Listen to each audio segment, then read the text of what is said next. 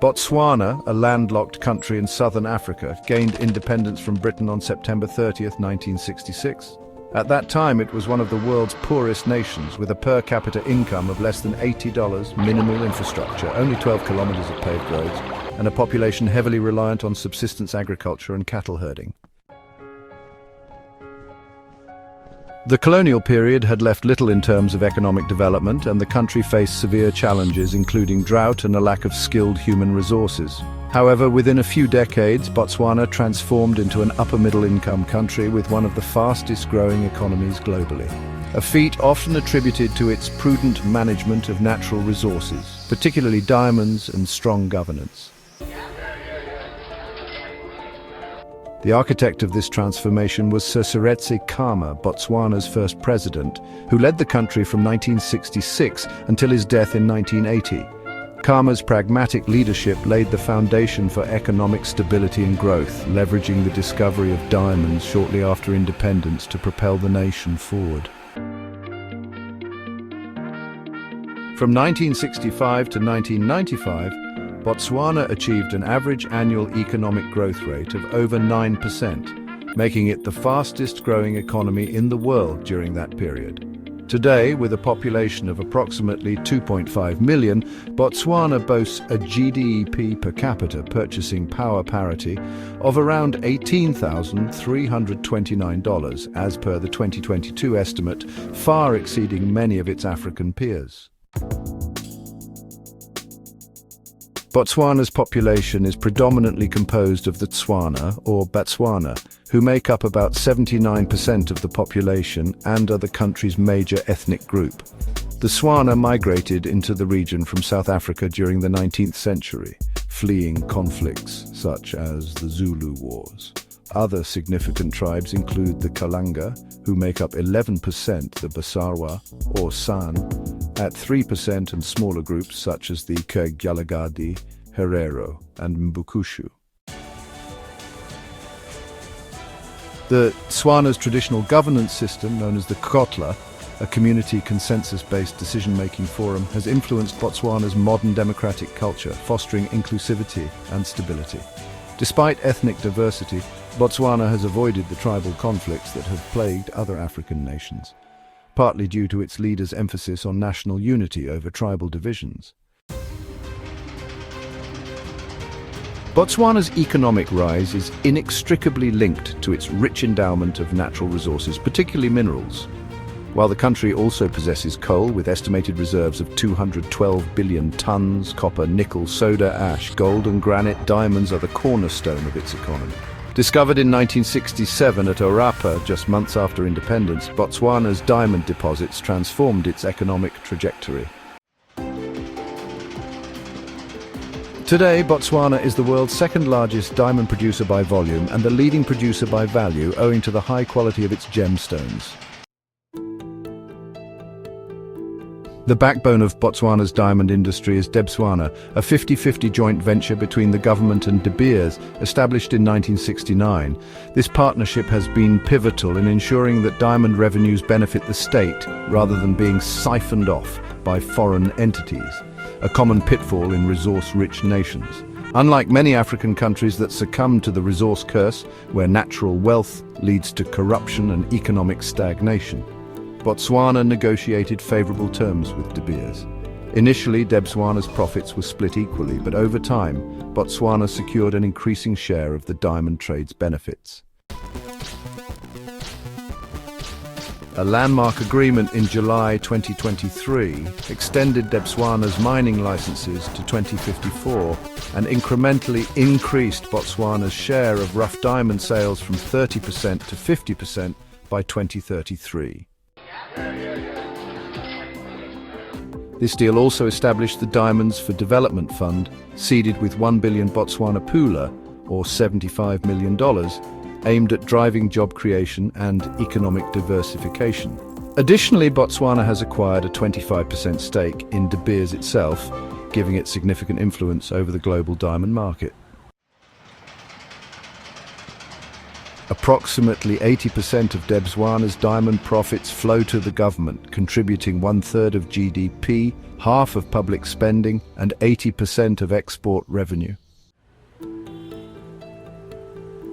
The revenue from diamonds has been reinvested into critical sectors, transforming Botswana from a dusty backwater into a modern state. Healthcare and education are free for citizens, funded largely by diamond proceeds, leading to high literacy rates, close to 90%, and improved life expectancy despite the HIV/AIDS challenge.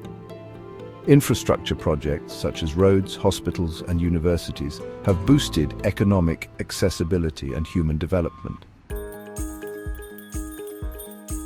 Foreign exchange reserves peaking at $4.6 billion in 1996 and stabilizing at around 5.5 months of import cover in recent years provide a buffer against external shocks. This prudent resource management has kept public debt low at 18.7% of GDP in 2023 and enabled Botswana to weather global economic downturns such as the 2008 to 2009 recession better than many peers. However, the diamond-centric economy has limitations. Mining is capital-intensive, employing only a small fraction of the workforce. About 16% of GDP comes from mining, yet it creates few jobs, and reserves are finite, projected to last another 30 years. This has spurred efforts to diversify into tourism, beef production, and services, though progress remains slow. Botswana's economic success is underpinned by its robust governance and intolerance for corruption, setting it apart from many resource-rich nations. Since independence, it has maintained a stable multi-party democracy with uninterrupted elections every 5 years. The Botswana Democratic Party, or BDP, has governed since 1966, but opposition parties operate freely, and power transitions have been peaceful, as seen with President Mogwitsi Masisi's ascent in 2018. The government's pragmatic approach began with Seretse Khama, who retained British administrators post-independence to compensate for the scarcity of skilled locals. Only 40 university graduates existed in 1966. This ensured administrative continuity while locals were trained. The 1967 Minerals and Mining Act vested all mineral rights in the state, preventing tribal or private exploitation and centralizing revenue management. The Kagotla tradition of consultation permeates governance, fostering transparency and accountability. Botswana ranks highly on global governance indices. It is 38th on the 2023 Transparency International Corruption Perceptions Index, the highest in Africa, and consistently places among the top 50 countries for governance worldwide. The Directorate of Corruption and Economic Crime, established in 1994, reports directly to the President, ensuring swift action against malfeasance. Budgetary and procurement processes are transparent and the judiciary is independent, protecting property rights and constraining political elites. Unlike Nigeria or the Central African Republic, where resource wealth fueled corruption and conflict, Botswana's leaders prioritized national development over personal gain. Diamond revenues are managed through prudent fiscal policies, including budget surpluses and savings for future generations. The government has kept the IMF and World Bank at arm's length, avoiding neoliberal pitfalls while adopting market-friendly policies like low corporate taxes, 15%, and no foreign exchange controls since 1999. Botswana's economic development reflects a deliberate strategy to leverage diamond wealth for broad-based growth. From 1966 to the early 2000s, GDP growth averaged 5 to 10% annually, driven by mining and public sector investment. Private sector employment grew by 10% per year in the first 30 years of independence, though recent stagnation has seen growth slow to 1% in 2024, down from 2.7% in 2023 due to weaker global diamond demand. Infrastructure has been a priority since independence. The road network has expanded from 12 kilometers of paved roads in 1966 to 32,000 kilometers today, with 20,000 kilometers paved, including 134 kilometers of highways linking major towns. The Sir Seretse Khama International Airport, opened in 1984, connects Botswana globally, while branch railway lines serve mining areas. Major dams like Gaborone, Shashe and Mopipi support water supply for mining and urban centres, though water scarcity remains a challenge due to the arid climate. Public investment has also built 7 institutions of higher learning, including the University of Botswana, with 15,500 students and a network of public hospitals. Electricity and internet connectivity are improving, though gaps persist, particularly in rural areas where 70% of the population relies on subsistence farming. Recognizing the risks of over-reliance on diamonds, the government launched initiatives like the Botswana Excellence Strategy to foster e-commerce, financial services and logistics. Tourism, leveraging natural wonders like the Okavango Delta, and beef exports with duty-free EU access are growing sectors. Special economic zones in Gaborone, Selebi Fikwe and elsewhere aim to attract foreign investment in manufacturing and agriculture.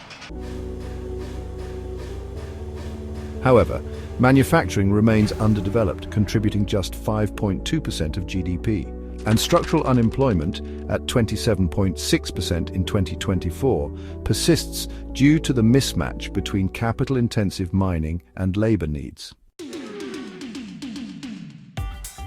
Despite its achievements, Botswana faces hurdles: high inequality, with a Gini index of 53.3 youth unemployment, and vulnerability to climate change, including droughts and water shortages. Growth is projected to rebound to over 4% by 2025, driven by diamond demand, but diversification remains critical to sustain progress as diamond reserves dwindle. Botswana's status as one of the world's fastest-growing economies stems from its strategic use of diamond wealth, bolstered by strong governance and low corruption. From a poor, underdeveloped state in 1966, it has built a modern economy with impressive infrastructure and social services.